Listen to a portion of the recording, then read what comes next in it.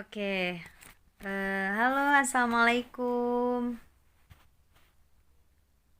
Waalaikumsalam, Kak. Gimana kabarnya, Kak Natasha ya, kalau gak salah namanya. Iya, Kak, betul. Alhamdulillah baik.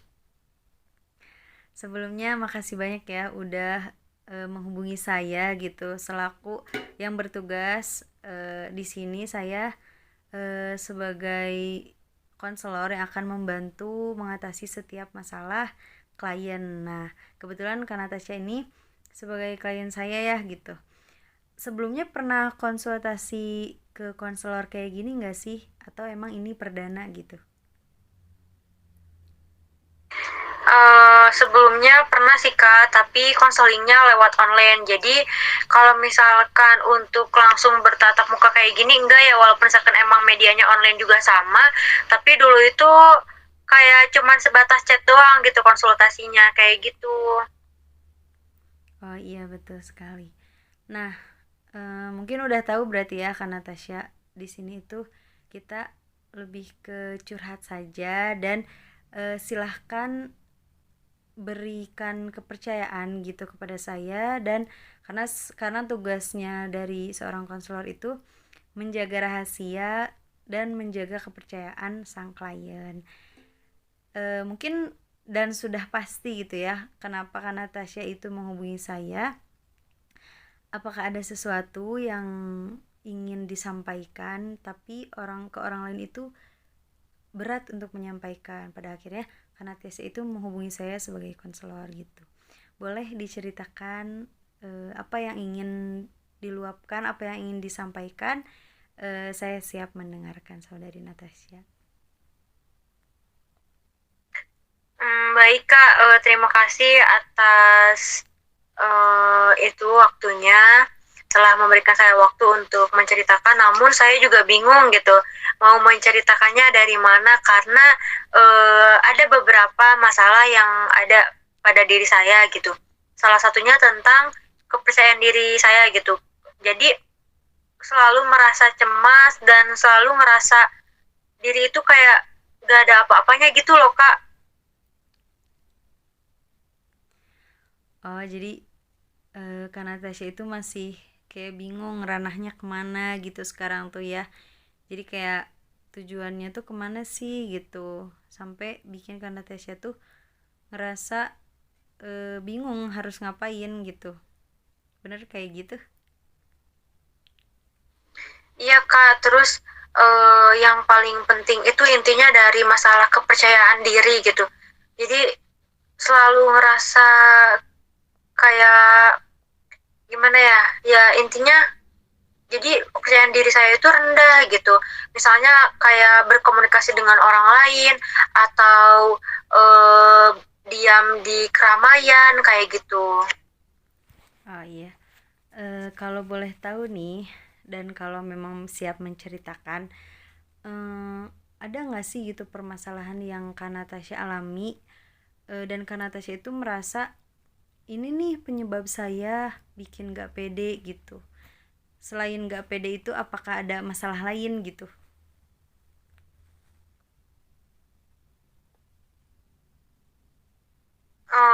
Nah, emang sih Kak ada beberapa faktor yang membuat saya kayak gini gitu. Termasuk dari faktor dari orang tua saya gitu. Terkadang orang tua saya itu tidak pernah menunjukkan kepercayaan kepada saya gitu, atau mengapresiasi hal-hal yang saya lakuin kayak gitu. Jadi saya ngerasa kayak, lah emang saya serendah itu ya, atau misalkan emang saya tidak semampu itu ya, sampai-sampai orang tua pun tidak percaya gitu pada diri saya gitu, apalagi orang lain. Nah kayak gitu, makanya dari situ saya itu kayak bingung gitu. Makanya tujuannya saya menghubungi kakak itu ingin mencari solusi dari cara menaikkan kepercayaan diri saya gitu. Terus kayak misalkan apa, menyelesaikan masalah dengan berkomunikasi dengan orang lain yang baik itu seperti apa kayak gitu. Terus tidak merasa cemas lagi kalau ketemu banyak orang kayak gitu. Oh iya, sangat dapat saya pahami ya karena Rata-rata gitu sih permasalahan remaja sekarang gitu. Apalagi karena Tasya sekarang umurnya berapa tahun? 20. 20 tahun. Nah, memang sih di masa umur-umuran sekarang itu ya, karena masih proses perkembangan dan mencari jati diri. Jadi ketika terjun nih ke lapangan, pasti kita tuh digulungi rasa bingung gitu, apalagi kurangnya support dari orang tua. Nah, apakah ada lagi gitu yang Kak Natasha masih dipendem unek-uneknya selain yang tadi?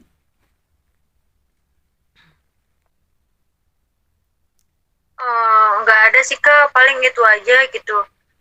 Jadi saya pengen nanya dan apakah ada tips gitu untuk menaikkan rasa percaya diri saya gitu. Jadi supaya saya tuh tidak terlalu berlama-lama gitu atau berlarut-larut dalam hal seperti itu, karena ya saya juga tahu gitu bahwa di posisi seperti itu tuh emang tidak baik gitu. Kita terus-terusan berpikir bahwa orang lain memandang kita rendah ataupun misalkan kita tidak mampu gitu.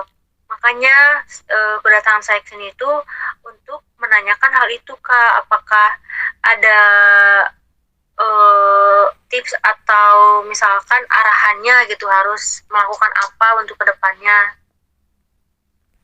Oke, sebelumnya makasih banyak ya telah menceritakan apa yang selama ini dipendam, apa yang selama ini dirasakan dan dibingungkan. Setelah saya teliti gitu ya, apa yang Kak Natasha rasakan di masa yang rentan usia ini, maksudnya eh, banyak banget emang remaja gitu. Nah, saya boleh tahu gak hobi Kak Natasha apa? Nulis Kak. Menulis. Terus hal yang disuka, maksudnya tuh kayak keseharian Kak Natasha tuh yang bikin Kak Natasha happy itu apa gitu? Hal yang saya sukai itu menyendiri di dalam keheningan, Kak. Oke, jadi sebenarnya bisa saya simpulkan sih, Kak Natasha itu menurut saya orang yang kenapa gitu nggak percaya diri karena yaitu hal yang disukanya juga keheningan gitu dan lebih suka menyendiri.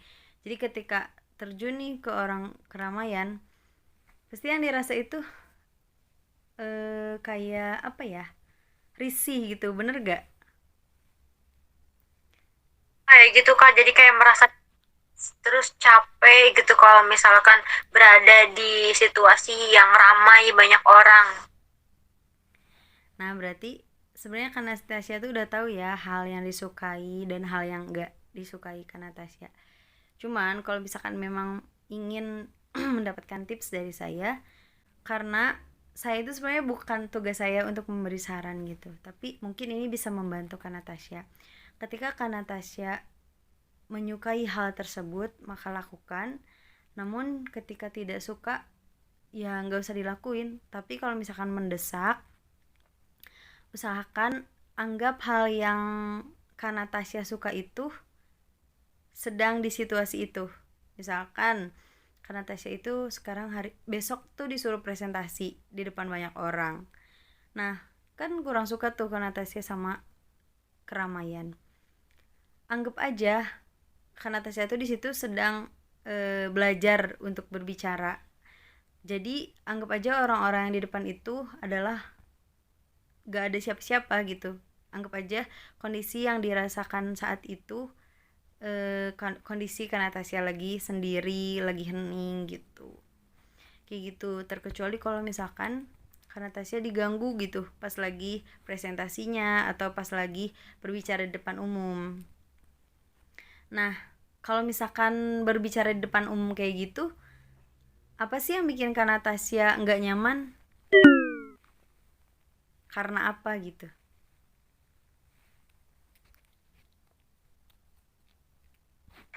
Kalau misalkan berada di keramaian kayak gitu ya Kak, aku tuh ngerasa orang-orang tuh kayak ngeliatin gitu.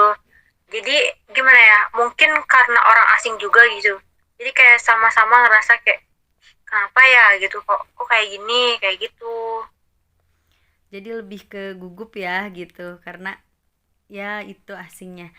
Sebenarnya kalau misalkan asing itu justru lebih menyenangkan loh, maksudnya karena kita tuh nggak kenal gitu sama dia. Beda kalau kita berbicara di depan orang yang kita kenal, itu bakalan fokusnya bakalan teralihkan gitu.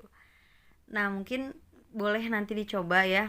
Memang sebenarnya percobaan itu nggak bisa satu kali atau dua kali saja, tapi harus sering dilakukan kayak gitu. Nah, apakah yang saya sampaikan dan yang Kak Natasha sampaikan itu sudah merasa cukup, atau ada keluhan lain gitu yang memang bikin Kak Natasha tuh belum puas nih sama pertemuan kita hari ini? Alhamdulillah Kak, setelah saya menjalani sesi konseling ini, saya sudah merasa tenang dan lega gitu atas apa yang telah diceritain gitu. Nah, untuk nasihat-nasihat yang tadi kakak bilang juga saya sudah menemukan titik terangnya sedikit gitu. Jadi kayak udah paham, oh jadi saya harus kayak gini gitu. Alhamdulillah kalau gitu ya, karena memang semuanya itu kembali kepada diri sendiri.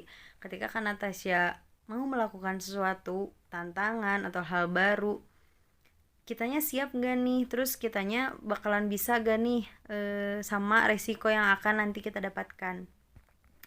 Kayak misalkan berbicara depan umum itu kan pasti ada resikonya ya, ngomong misalkan ngomong yang kurang jelas atau emang bikin orang lain ketawa ngelihat tingkah kita di depan, nah itu resiko. Jadi kita harus bisa memanage resiko tersebut kayak gitu. Saya yakin sih pasti kan Natasha itu paham gitu bagaimana cara mengatasi dan mengendalikan diri sendiri. Yang terpenting adalah kemauan dari Kak Natashanya dan berusaha untuk mengontrol dirinya sendiri. Seperti itu mungkin. Kak, terima kasih atas nasihat dan arahannya gitu. Saya sedikit lega dan mendapatkan pencerahan pada sesi konseling hari ini. Baik, terima kasih juga sudah menghubungi saya dan memberikan kepercayaan kepada saya. Lain waktu boleh menghubungi saya, maka sudah ada formulir pendaftarannya ya dan schedule-schedulenya. Saya ada di hari Senin dan Selasa. Kalau memang membutuhkan saya, boleh hubungi saya kembali. Terima kasih, kurang lebihnya mohon maaf ya Kak Natasha. Kak, sama-sama telah membantu saya pada hari ini. Baik. Wassalamualaikum warahmatullahi wabarakatuh.